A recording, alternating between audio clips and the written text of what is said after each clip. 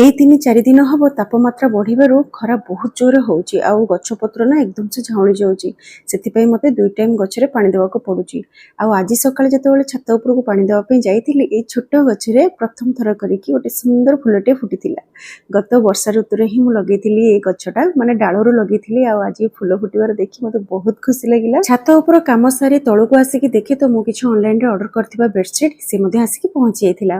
ଯେହେତୁ ଏବେ ବହୁତ ଗରମ ପଡୁଛି ତ प्योर कॉटन रो बेडशीट मु किसी ऑर्डर करथिली आउ तार सबुना लिंक मु टैग कर देछि। जदि आपण माननकु किछि भी बेडशीट पसंद आसीबो ताले आपण ऑर्डर कर परिबे। आउ ये चारटे जाको बेडशीट किंग साइज रो बेड पई एकदम बेस्ट।